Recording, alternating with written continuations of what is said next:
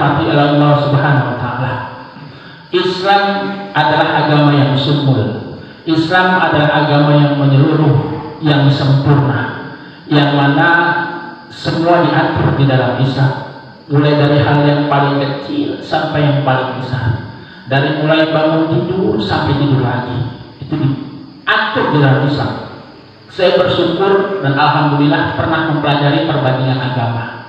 Saat saya kuliah S1 saya belajar di Fakultas Dakwah, tidak di sini, di Jawa. Kami belajar perbandingan agama, S2 saya baru di sini.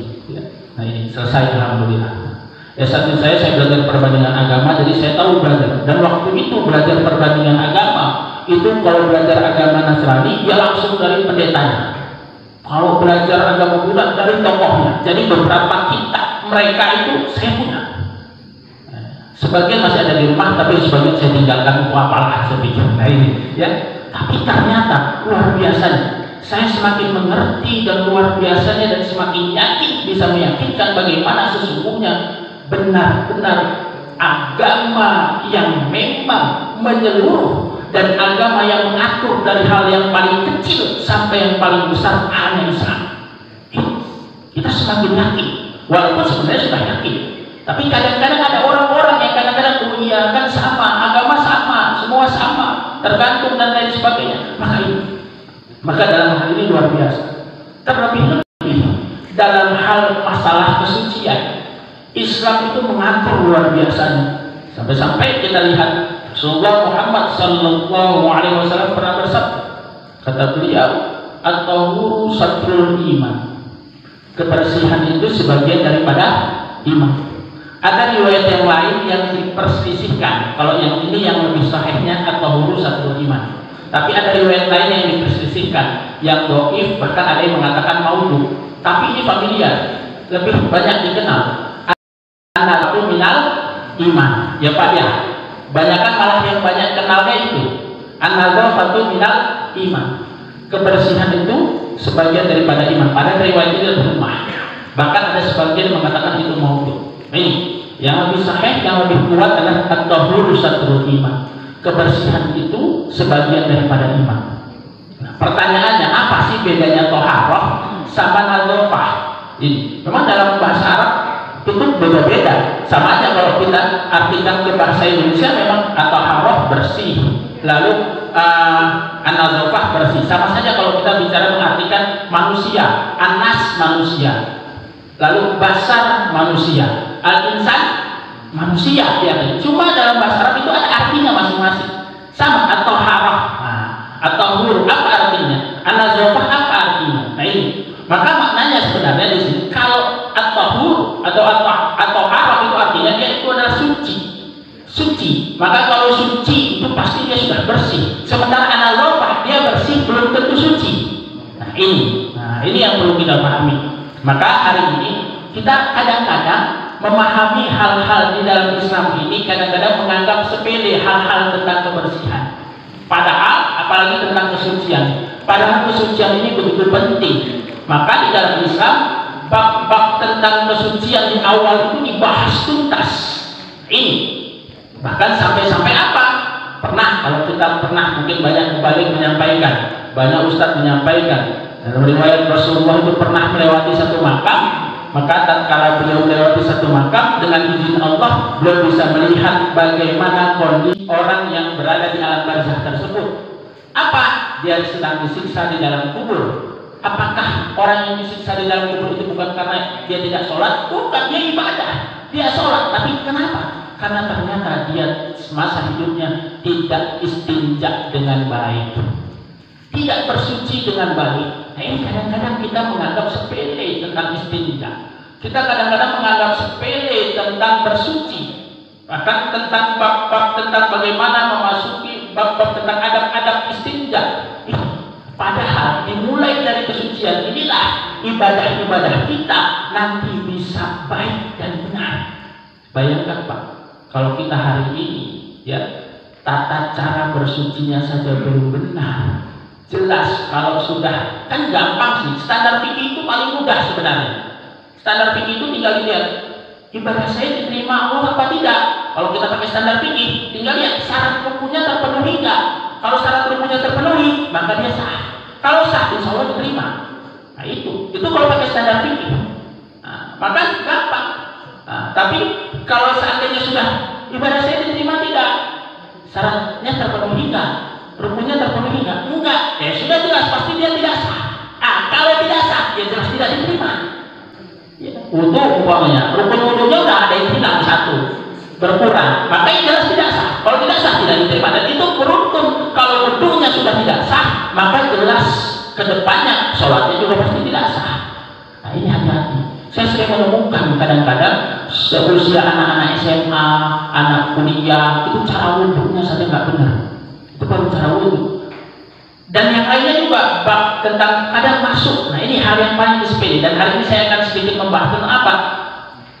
Bab tentang baba adabi dukhulil khala. Apa itu? Bab tentang masuknya, adab-adab masuknya ke dalam baitul khala. Baitul khala itu jamban, WC, kamar mandi. Ini yang kadang-kadang sering dianggap sepele. Apa sih? Biasa aja, gitu aja kok repot. Nah ini kadang-kadang begitu. Padahal ini luar biasa. Kita lihat, ya. Kenapa? Kita lihat. Nah, dalam saya ambil kitab ini, kitab Bidayatul Hidayah, ya. Fa'idza basatta baital ma'i, ya.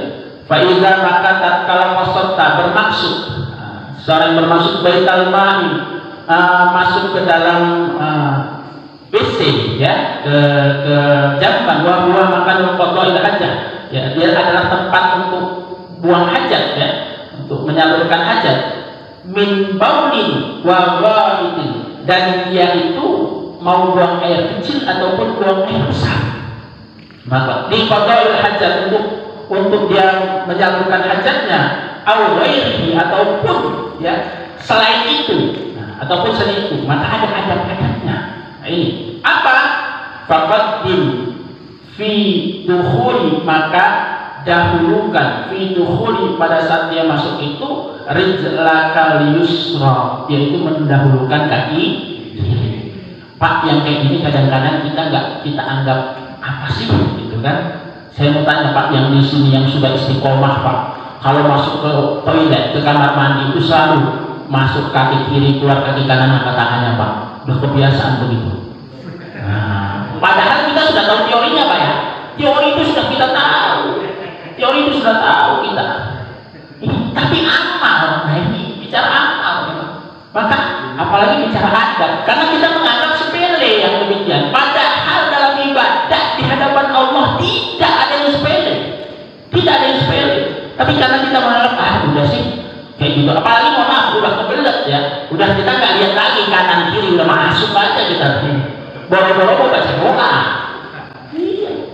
Padahal Pak, sebagus-bagusnya kamar mandi, sebagus-bagusnya WC, itu tempat senangnya jin. Iya, tempat senangnya jin. Ustaz, WC saya mah bagus, ada AC-nya, begitu umpama. Ya tetap saja jin paling senang di sana. Maka apa?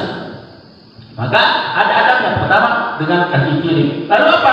Wafil khuruji, dan tatkala dan wafil khuruji, dan saat dia keluar, rijlakal yumna, dan dia dengan kaki kanannya, dengan kaki kanannya.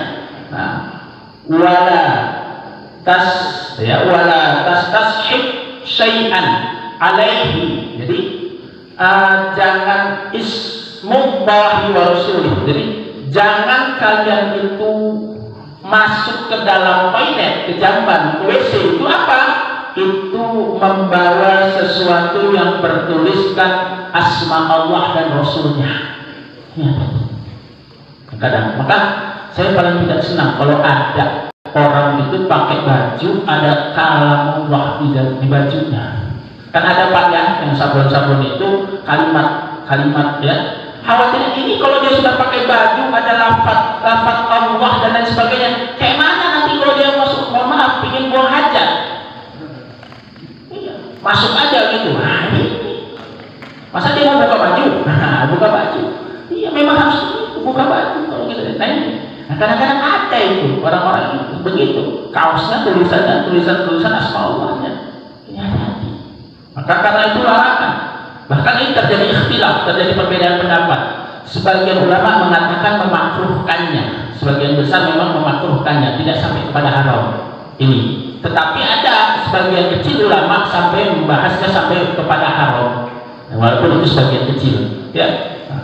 Karena terkait fikih ini kalau ranahnya ikhtilaf sebenarnya gampang, Pak. Apa kalau kita bisa sepakati dan ini kaidah fikihnya? Kaidah fikihnya apa? Ranahnya khilafiyah itu la yunkaru al-mukhtalafi wa innama yunkaru al-mujma' alaihi. Seseorang itu boleh saja mengikuti pendapat yang masih diperselisihkan ulama. Kita tidak boleh mencegah hal itu kecuali sesuatu itu sudah disepakati oleh ulama. Artinya kalau di tingkatan ulama imam-imam mujtahid itu berbeda pendapat, kita yang bukan ulama ya sifatnya pilihan. Nah hari ini kan banyak berantem karena nggak paham. Beca hari raya aja berantem kan kemarin, ribut lagi. Hal-hal ya, padahal gampang. Kalau kita lihat perbedaan pendapat, nah tinggal pilihan. Saya mau ikut pendapat Imam Syafi'i, silakan konsisten dengan pendapat Imam Syafi'i. Saya mau mengikuti Imam Malik, ya konsisten dengan pendapat Imam Malik. Jangan sehari ikut Imam Syafi'i, besok Imam Hambali, besok Imam Malik. Nah ini kan bahaya. Nah ini konsisten dengan itu. Dan itu sifatnya pilihan. Maka damai sebenarnya. Nah, kita lihat ini. Maka kembali. Maka di sini apa? Jangan memakai ataupun membawa sesuatu yang ada bertuliskan Allah dan Rasulnya. Wala tadkhul, dan jangan masuk ya hasirul waqsi. Nah ini bagian dari adab. Dengan kepala terbuka, ini bagian dari adab. Adabnya. Jadi sunnahnya, anjurannya itu kepala tertutup, pakai peci dah boleh, pakai topi dah boleh, itu bagian kesunahan. Nah ini bagian kesunahan. Nah ini ya namanya sunnah ya, dikerjakan dapat pahala, ditinggalkan rugi. Benar Pak. Iya. Karena pendapat dahulu kita waktu masih kecil dulu kenapa dikerjakan dapat pahala, ditinggalkan tidak apa-apa. Ini paling nggak apa-apa kok, udah nggak usah dikerjain. Nah ini emang yakin dengan amalan fardu kita. Sudah sempurnakan, orang sholat aja sering lupa rakaat apa ya?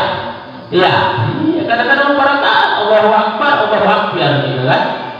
Lupa rakaat. Itu mau cuma ngandalin yang fardu-fardu saja, nggak mau kita mengamalkan yang sunnah-sunnah. Ini maka di sini wala hafil qadamaini, dan jangan wala dan jangan hafil qadamaini, jangan kalian itu tanpa alas kaki. Maka kesunahannya masuk ke dalam zaman itu memakai alas kaki, sandal dan sebagainya. Walaupun gimana kalau nggak pakai ya nggak apa-apa, nggak dosa. Nah ini kan bagian dari adab. Nah ini bagian dari adab. Wakul dan inda dukhuli, wakul dan berdoa inda dukhuli. Jadi berdoa inda dukhuli saat masuk ke dalam jamban, ya masuk. Nah ini doanya bermacam-macam, silahkan, banyak riwayat. Hadis yang familiar yang sering mungkin kita banyak hafal, doa gitu, Allahumma inni a'udzubika minal khubusi wal khaba'is, silahkan. Atau kalau yang dalil yang lain silahkan. Ya dalam kitab ini dikatakan Bismillah a'udzubillahi minal rizqi nijsil khabithil muhbithi asyaitanir rajim. Silahkan, nggak apa-apa, yang penting kita berdoa. Atau minimal ngapal, kan gimana ngapal? Ya udah, a'udzubillahi minasyaitonir rajim gitu aja. Nah ini kenapa jangan sampai, kenapa kita mohon perlindungan kepada Allah apa? Dengan menyebut nama Allah, aku berlindung kepada Allah apa? Dari kotoran najis yang busuk yang dibusukkan oleh syaitan yang terkutuk. Makanya Pak, jadi jangan sampai berlama-lama di dalam kamar mandi. Bahkan kadang-kadang apa? Ada artis-artis kamar mandi. Siapa artis kamar mandi? Yang biasa dia nyanyi di kamar mandi. Nyanyi, betah. Kadang saya kalau dapat ilham malah di kamar mandi. Iya. Sambil itu mereka yang ahli hisab itu Pak sebenarnya. Ahli hisab tanda kutip Pak ya. Ahli hisab yang hisab terus. Nah itu ya. Kayak itu. Senang benar mereka di kamar mandi sambil menghisap gitu kan, dapat ilham dari setan ya. Nah ini hati-hati. Maka di sini berdoa. Nah, maka bagaimana kita hari ini ya? Kadang-kadang kita tahu teori, tapi kita kadang tidak mengamalkan. Amal ini baru penting. Wa inda khuruji, dan tatkala kita keluar dari mana ya? Keluar dari kamar mandi. Apa? Berdoa. Ghufranaka. Nah, ini apanya riwayat? Ada yang ghufranaka alhamdulillahilladzi an'ama 'anil adha wa 'afani, silakan. Dalam kitab ini dikatakan ghufranaka alhamdulillahilladzi adhaba 'anni ma yu'dhini wa abqa fi ma yanfa'uni. Silakan. Tidak apa. Panjang amat Ustaz, susah udah dua amal ini begitu aja sudah. Ghufranaka alhamdulillah, itu saja selesai. Ini yang terpenting. Kenapa? Karena luar biasa. Kadang-kadang hal-hal yang kita anggap sepele, nah ini kadang-kadang ini pada di hadapan Allah tidak sepele. Lalu apa? Nah terkait, nah ini adab-adabnya. Nah istinjanya, karena banyak orang-orang yang dia itu disiksa di dalam kubur karena istinjanya tidak benar. Apa? Nah di sini wa antas tabarina, dan tuntaskanlah minal baul, dari kencing kalian. Nah ini ya, bi tanah nohi, dengan apa kalau nah berundang gitulah. Jadi apa ya, diselesaikan. Hati-hati Pak. Maka kenapa sunnahnya laki-laki itu buang air kecil jongkok, ini nggak berdiri ya, walaupun secara hukum kalau kita baca kitab lain ada di beberapa ya pendapat Imam Ahmad ya, nah itu boleh berdiri, boleh dengan catatan dia yakin dia bisa najis itu hilang. Tapi benar Pak, saya teringat sekali. Kenapa? Waktu pas di pondok dulu Pak ya, jadi khawatir hati-hatinya. Kenapa? Kalau kita tidak jongkok itu ya, jadi cara ngetesnya itu Pak, apalagi kalau yang sudah tua-tua itu kan ya, kadang-kadang air kencing itu tidak tuntas. Nah itu kalau kita tidak jongkok, khawatirnya apa? Masih ada sisa. Nah cara ngetesnya gimana? Kalau kami itu dulu, kata guru kami itu pakai tisu Pak. Tisu, mohon maaf ini agak vulgar, saya masukkan di dalam ya. Nanti pada saat kita ruku, jadi setelah kencing, kalau ini ya, kalau kencing ruku gitu, kalau masih ada basah, nah itu jangan-jangan, nah itu sisa dari air kencing tersebut. Masalahnya nanti kalau kita pakai untuk sholat, itu pakaian sah nggak Pak? Tidak, karena sudah secara fikih syarat rukunnya terpenuhi nggak? Syaratnya kan apa? Sholat suci dari hadas, suci dari tempat pakaian kita, semua tempatnya. Ini yang kadang-kadang kenapa kita kadang-kadang sering yang begini dianggap sepele. Apalagi orang kadang berdiri di, mohon maaf, di perjalanan pengen buang air kecil, langsung di belakang mobil berdiri. Nah, ini ya, sering lihat ya, kadang-kadang ya, supir-supir ya, udah praktis kan ya. Tapi nggak pernah melakukan Pak ya. Nggak, jangan, alhamdulillah jangan.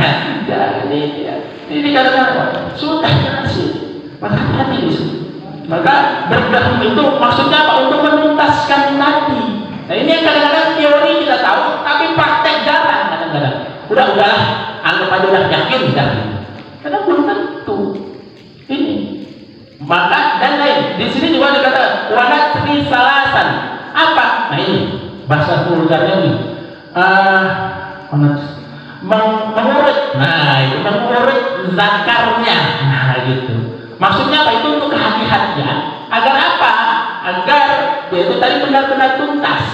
Salasan 3 kali. Nah ini. Itu kamu tuh laki-laki ini benar-benar begitu. Ini hati-hati di sini. Nah, jangan sampai ya hal tersebut ya menyebabkan apa? Menyebabkan tidak sahnya kita. Ya. Ini biimrari ya, biimrari yatil yusra ya ala asfalil qadim. Nah, jadi apa? Dengan tangan kiri ya itu membasuh ya, membasuhnya dengan air gitu ya 3 kali. Nah gitu ya, 3 kali dibasuh 3 kali. Nah ini penting. Kenapa? Jangan sampai hal-hal ini kita anggap sepele. Hadis yang insyaallah yang dirahmati oleh Allah Subhanahu wa taala. Lalu bagian adab lainnya adalah apa? Wala tastaqbil qiblata wala tastadbirha. Apa itu? Jangan kalian wala tastaqbil qiblah. Jangan kalian itu menghadap kiblat. Ya, wala tastadbirha, dan jangan kalian membelakanginya. Ini termasuk kalau bagaimana kalau seandainya kita di luar, sedang di luar ya, kita itu maka usahakan sunnahnya itu tidak membelakanginya dan tidak menghadapnya. Dan gimana kalau udah di rumah? Ya, di rumah udah tempatnya udah ada kiblat, itu tidak apa-apa karena dia sudah terhalang, ya, dia sudah terhalang. Tidak. Ini bagi kalau pas saat kita di luar, ya, kondisi tertentu, nah itu maka sunnahnya itu tidak menghadap ataupun membelakanginya. Ini penting ya, jangan sampai. Kenapa? Karena memang banyak orang disiksa kubur itu karena dia itu tidak dengan baik. Mana dasarnya? Mana dalilnya? Wa Abi Hurairah radhiyallahu anhu. Dari Abi Hurairah radhiyallahu anhu, qala Rasulullah sallallahu alaihi wasallam. Rasulullah sallallahu alaihi wasallam bersabda, Istanzi huwa minal maut, ya. Istanzi huwa minal maut, istanzihu minal maut, fa inna ammata azabil qabri minhu. Nah, jadi apa? Jadi dari Abu Hurairah, ya, Rasulullah bersabda, apa kata beliau? Ya, istanzihu, bersihkan minal baul, dari kotoran, dari air kencing kalian itu, ya, fa inna ammata, karena sesungguhnya banyak orang-orang itu, kebanyakan manusia itu, ya, azabil qabri minhu, terkena siksa kubur minhu karena tidak beristinja dengan baik. Nah, ini kadang-kadang sepele kita. Ini hal-hal yang tidak penting. Bagaimana kita yang tidak kadang-kadang tahu teorinya, kita paham, tapi kita kadang-kadang ya kita tinggalkan gitu. Ya. Termasuk bagian adab adalah apa? Tidak sambil berbicara. Tidak sambil berbicara.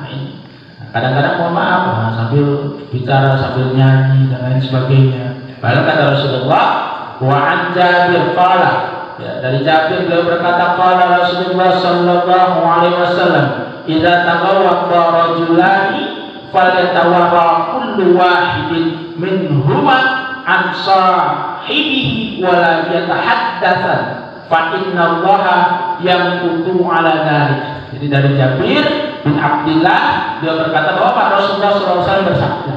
Jadi kata Rasulullah, apa? Bila ada dua orang, rojulani, ada dua orang yang dia itu diantaranya itu buang air, ya, kullu wahidin minhuma, ya, dua orang itu apa? Hendaklah ya saling membelakangi dan jangan berbicara. Kenapa? Karena kata Allah, kata Rasul, fa innallaha yamqutu ala dzalik. Sebenarnya Allah itu murka dengan hal yang demikian. Pak, saya pernah, jadi saya punya kawan di pondok yang lain, pondok tradisional itu pondoknya masih, tapi banyak santrinya, ada ratusan lah, persisnya berapa saya tidak tahu. Nah itu, jadi saya menginap karena di tempat kawan saya itu saya menginap lah. Nah, begitu saya lihat, nah ini kadang-kadang ya agak sembrononya ini ya, saya lihat apa di tempat toiletnya itu yang kadang-kadang tempatnya masih tidak tertutup dengan baik, maka kadang-kadang masih terlihat. Nah ini yang bahaya sebenarnya. Maka kadang-kadang santri itu masih bisa bincang-bincang. Nah ini bahaya hal-hal demikian. Padahal itu sudah di lembaga Islam, lembaga yang mestinya ngerti, bukan cuma teori tapi mestinya aman. Nah, maka mari dari kita sekarang kita coba untuk kita aman. Kenapa? Ilmu yang sedikit, dalam ini kata hikmah, ini bukan hadis. Ilmu yang sedikit dibarengi dengan amal itu lebih bermanfaat daripada banyaknya ilmu tapi tidak dibarengi dengan amal. Ini Pak, mari kita coba. Sedikit ilmu kita amalkan, sedikit ilmu kita amalkan. Maka itu lebih berkah daripada banyak teori ya, yang seperti ini sering kita datang pengajian, tapi hanya sekadar teori tidak diamalkan, maka itu akan menjadi sia-sia. Maka bahkan khawatirnya malah jadi apa? Menjadi orang-orang yang dikatakan apa? Kabur makan. Nah ini yang bahaya kalau sudah masuk begitu. Dia paham, dia ngerti, tapi dia justru tidak melakukannya. Nah itu yang bahaya. Hadirin insyaallah dirahmati Allah Subhanahu Wa Taala, karena memang katanya tadi sampai bisa ada ruang dialog sedikit, ya biar bisa ada dialog. Saya senang seperti itu. Nah, waktu singkat, mudah-mudahan bisa berguna dan bermanfaat. Silakan jika ada yang ditanyakan. Ya. Assalamualaikum warahmatullahi wabarakatuh. Waalaikumsalam warahmatullahi wabarakatuh. Dinasihatkan bahwa kalau kita buang air kecil, Ya. itu sebaiknya jongkok. Ya. Nah, yang saya temui di masjid-masjid besar Ya. dan bagus-bagus, itu toilet kencingnya itu Berdiri. semua. Ya. Menurut Ustaz bagaimana itu? Iya. Nah, jadi begini. Kemarin saya ke masjid, saya kaget. Iya. Begitu juga Iya. yang ada di Masjid Al-Jabar. Bagus banyak banget, tapi Benar. yang berdiri semua. Berdiri semua. Ya.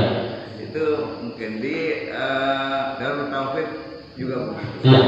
Ya, mungkin Ustaz bisa memberikan pendapat. Iya. Assalamualaikum warahmatullahi wabarakatuh. Waalaikumsalam warahmatullahi wabarakatuh. Menarik sekali, ya. Ternyata hari ini kita lihat, kita berbicara tentang sunnah, bicara tentang tentang adab. Ternyata di tempatnya sendiri, di rumah Allah, di masjid-masjid sudah kadang-kadang menghilangkan sunnah itu. Hati-hati Pak, memang hari ini ghazul fikr, perang pemikiran itu sudah mulai masuk kemana-mana hari ini. Pak, Yahudi, mereka itu tahu sekali bagaimana cara menghancurkan umat Islam. Mereka tidak mungkin bisa menghancurkan yang namanya agama Islam kalau langsung secara terang-terangan mereka tidak mampu. Jadi bagaimana? Dirusak dari dalam. Ghazul fikr, perang pemikiran. Gimana caranya agar umat Islam sehasta demi sehasta, ya itu mengikuti gaya berpikir mereka. Hati-hati. Dan itu sudah disampaikan oleh Nabi Muhammad SAW. Ini akhirnya apa? Kita sering sekali talbis. Apa itu talbis? Percampur adukan antara hak dan batil. Nah ini mereka tahu cara menghancurkan umat Islam itu satu, dibuat gimana? Buat karena mereka tahu bahwa doanya orang Islam ini mustajabah, diijabah oleh Allah, dan mereka tahu caranya supaya orang-orang Islam itu doanya tidak diijabah. Masuklah ke dalam diri orang-orang Islam itu, ke dalam tubuhnya itu sesuatu yang haram. Karena kalau kita baca Pak, hadis Arba'in Nawawi, hadis ke-10 yang familiar itu, panjang hadisnya itu kan ada bahwa apa? Ya, Allah itu kan menerima hanya yang baik. Allah itu maha baik dan Allah hanya menerima yang baik. Ya. Inna Allah thayyibun la yaqbalu illa thayyiban. Itu kan. Itu ada rajul yang dia mengangkat tinggi, ya, berdoa mana mungkin akan dikabulkan. Kenapa? Karena yang ada di dalam tubuhnya semua sesuatu yang haram. Ini mereka ingin begitu supaya apa? Terus dibuat semua kotor, Maka itu sebenarnya proyeknya orang-orang mereka Yahudi. Kita dianggap sudah nggak apa-apa. Memang kalau bicara secara fikih, nah kita standar fikih Pak. Standar fikih itu memang ya berdiri kenapa? Ya boleh memang, nggak apa-apa. Asalkan ada catatan, asalkan yakin percikan-percikan najis itu tidak mengenai pakaian kita. Tapi kan khawatir Pak dengan jarak yang sedikit itu. Makanya kadang-kadang Pak, saya kalau ke masjid yang ada begitu saya coba cari malah ke toiletnya. Toilet yang memang itu karena khawatir tadi percikan itu, khawatir tidak tuntasnya lagi. Apalagi Pak, mohon maaf usia-usia kalau sudah lanjut, saya sudah 40 tahunan lebih juga. Nah ini, maka apa? Ya kadang-kadang kalau nggak jongkok itu kadang khawatir tidak tuntas. Itu saja kekhawatiran itu. Memang kalau secara fikih kalau kita yakin al-yaqinu la yuzalu bisa, keyakinan itu menghapus keraguan-keraguan. Ya kalau yakin, nah itu sama sholat itu kan yang penting syarat rukunnya terpenuhi. Kan syarat rukun terpenuhi selesai. Kalau standar fikih gampang Pak. Saya mau tanya dengan Bapak. Umpamanya, auratnya laki-laki mana Pak? Pusar sampai lutut. Kita pakai standar fikih nih Pak. Standar fikih. Syarat rukunnya terpenuhi, sholat. Ya semua kita sholat. Sholat, syarat rukunnya terpenuhi, nggak usah pakai baju. Ya, nggak usah pakai baju. Sah nggak Pak? Yang penting terpenuhi. Nah sekarang ya ada orang sholat Jumat. Imamnya, khotibnya, makmumnya gak usah pakai baju semua. Yang penting syarat rukunnya terpenuhi. Pakai standar fikih ya, jawabnya pakai standar fikih. Sah nggak? Sah. Pantas tidak? Tidak. Makanya ada al-adab fawqal ilmi. Adab itu lebih tinggi daripada ilmu. Nah, kalau standar fikih ya memang kalau kita bisa udah sih, yang penting kan kita yakin berdiri juga nggak apa-apa. Ada pendapat yang membolehkan. Ya benar.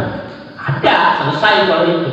Karena fikih ada, kalau misalnya berdiri nggak apa-apa, tapi dengan catatan yakin. Nah ini, cuma ada yang lebih baik. Masa kita mau standar yang rendah? Kan dalam ibadah kalau tidak kita coba standar hati-hatiannya. Maka memang hari ini PR kita bersama lah Pak. Itu, saya yakin kalau sudah ada orang-orang yang di masjid itu pakai seperti itu sudah ada pemikiran orang yang beralah di sana. Benar?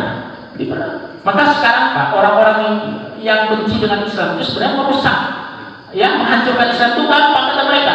Masuklah saja ke ormas-ormas Islam dari dalam. Mereka coba masuk jadi pengurus. Masuklah dia ke NU dari dalam jadi pengurus, merusak NU dari dalam. Masuklah dia ke Muhammadiyah, ya coba dia aktif di sana. Nah, nanti kelihatan tuh bagus jadi pengurus, merusak dia. Masuklah dia ke Persis, masuklah dia masuk ke sana apa untuk merusak dari dalam. Hati-hati hari ini. Ya begitulah cara-cara mereka. Maka memang hari ini PR kita juga Pak. Ya, kalau hal-hal yang seperti itu memang banyak hari ini. Kalau alam musawwaf ini, nah itu memang hal ini. Karena orang-orang liberal itu hari ini yang berpikir ini. Mereka menganggap semua agama sama dan lain sebagainya. Nah ini termasuk ya ini tadi masalah bersuci tadi. Sudah berdiri aja nggak apa kok. Ya, gitu aja kok repot, ya nggak selesai. Wallahualam bishawab. Ada lagi mungkin satu kali? Yes. Assalamualaikum warahmatullahi wabarakatuh. Waalaikumsalam warahmatullahi wabarakatuh. Ini memang sebuah fenomena yang menarik Ustaz, Ya. yang terjadi sekarang. Saya ingin mengaitkan dengan sebuah hadis, tapi saya nggak tahu tingkatan hadis itu seperti apa. Ya. Pertanyaan saya kepada Ustaz, apakah termasuk dengan sinyalemen yang disampaikan hadis itu atau tidak? Ya. Yang maknanya bahwa suatu saat, katanya suatu zaman kata Rasulullah, orang-orang itu gemar menghias-hias masjid. Oh ya. Tetapi sesungguhnya mereka tidaklah memakmurkannya kecuali sedikit. Ya. Kaitannya begini maksudnya. Padahal makna dari memakmurkan masjid itu kan bukan hanya memakmurkan sholat saja, tetapi menyemarakkan amalnya. Artinya gini, sehebat apapun masjid, kalau misalnya dia tempat pipis saja tidak standar Islami, dia menggunakan urinoir misalnya, seperti yang disampaikan oleh Pak Haji kita tadi, sesungguhnya itu bagian daripada tidak memakmurkan daripada masjid itu. Saya mohon penjelasan. Terima kasih. Jadi memang berbicara tentang memakmurkan masjid, memang kalau berbicara tentang akhir zaman, kita kan hadis itu konteksnya nanti akhir zaman Pak. Ya. Bahkan kalau kita berbicara akhir zaman itu manusia nanti umat Islam itu seperti hidangan di meja makan.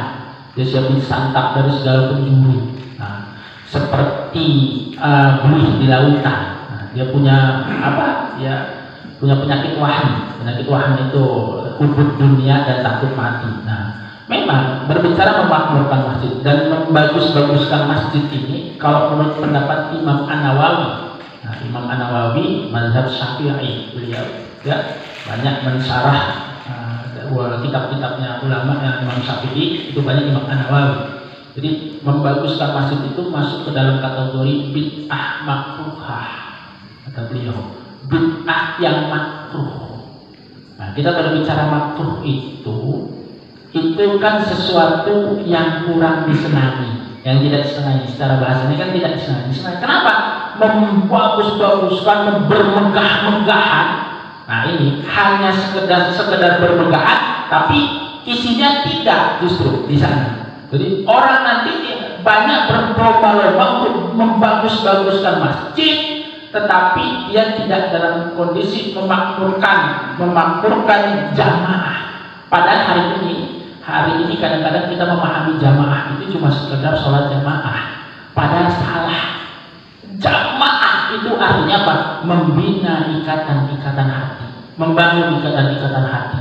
Maka hari ini yang sedang kita hilang di masjid itu adalah apa? Kurangnya ada kedekatan-kedekatan, ikatan-ikatan hati. Akhirnya apa? Masjid itu hanya sekedar memakmurkan sholat, selesai, taklim, selesai, tapi nggak ada yang selebihnya dari itu. Padahal kita ingin masjid itu menjadi pusat, menjadi pusat segalanya di masjid ini. Dan ini yang hilang hari ini. Memang kalau dia hanya sebatas tadi makna memakmurkan di sana, maknanya adalah hanya sekedar bermegah-megahan, maka kata Imam An-Nawawi itu bid'ah yang makruh. Tapi makna memakmurkan di sini yang lebih tepat adalah apa? Membina ikatan-ikatan hati. Nah sekarang saya lihat beberapa masjid di Bandar Lampung aja, ada beberapa, saya tidak perlu sebutkan masjidnya, itu antara pengurusnya itu gesek-gesekan Pak. Bahkan saya lihat ada tuh, begitu ganti pengurus berubah semua itu. Iya, amalannya berubah semua berubah, kelihatan bener kan gitu. Itu hal-hal demikian. Maka ini yang hari ini. Maka ya PR kita juga bersama pelan-pelan. Maka bagaimana kita sekarang membangun ikatan-ikatan hati itu. Perbedaan masalah khilafiyah itu bukan untuk diperuncing. Khilafiyah untuk dipelajari, tapi untuk sekedar kita mengetahui, tatkala itu masalah khilafiyah, lalu karunal mukhtalafi wa inna ma yukru'an mujmalai. Seseorang itu boleh saja mengikuti pendapat yang masih diperselisihkan ulama, kita tidak boleh mencegah hal itu kecuali suatu itu sudah disepakati oleh ulama.